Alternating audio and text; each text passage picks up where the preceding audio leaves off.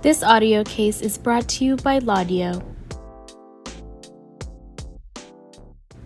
State v. Robington, Supreme Court of Errors of Connecticut, decided July 25, 1950. Procedural posture. Defendant sought review of her convictions entered in the Superior Court in Fairfield County, Connecticut, of obtaining money under false pretenses and larceny. Defendant claimed that the information did not allege the crime of false pretense under Connecticut General Statute Section 8696, and that the evidence did not establish the same or establish that she was guilty of larceny. Judge O'Sullivan delivered the opinion. The defendant has appealed from a judgment based upon a finding of guilt on the first and third counts of an information.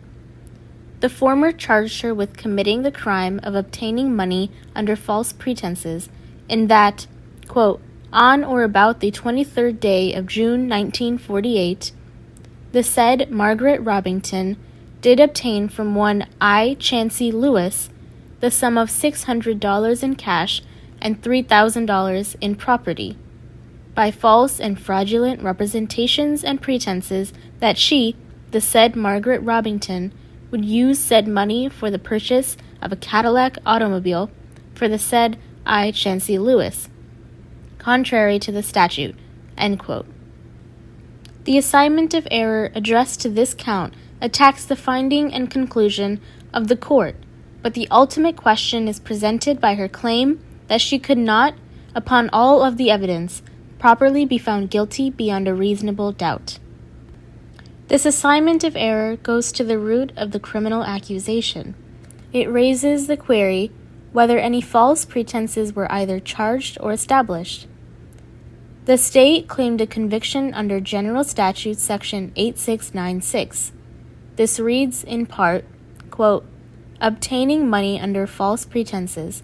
Any person who shall, by any false token, pretense, or device, obtain from another any valuable thing, end quote, shall be punished.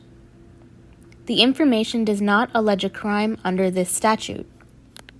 The charge is that the defendant falsely represented that she, quote, would use, end quote, Lewis's money to purchase a Cadillac automobile for him. The court could reasonably have found this to be so.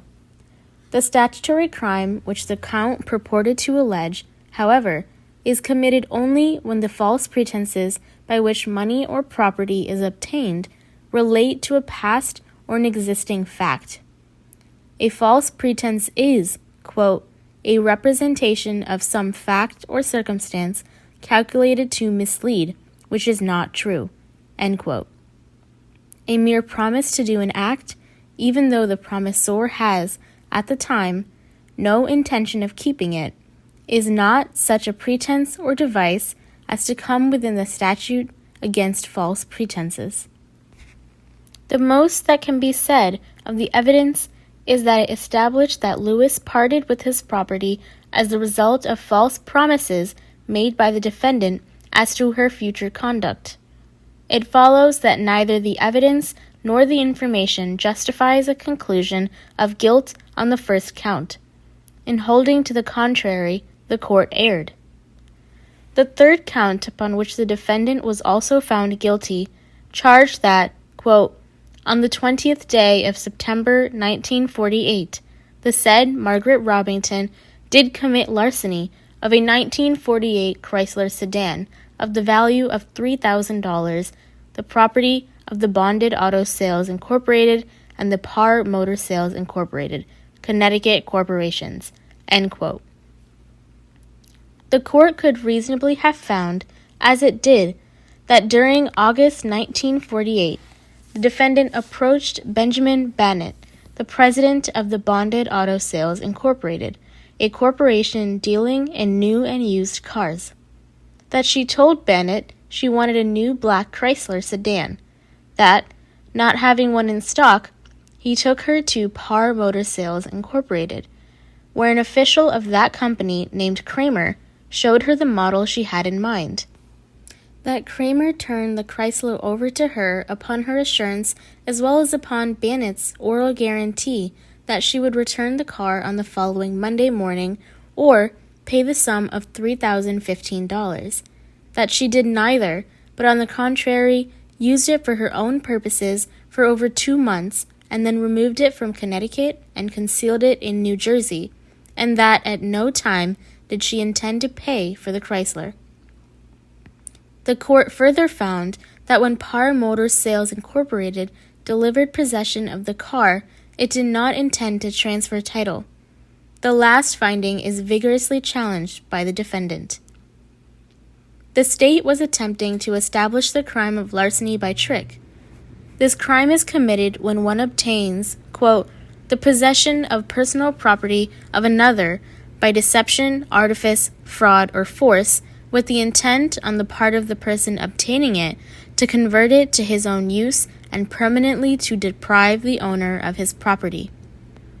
It should be added, however, that, quote, if the owner intends to part with the title to the property as well as possession, whatever other crime may have been committed, it will not be theft, end quote.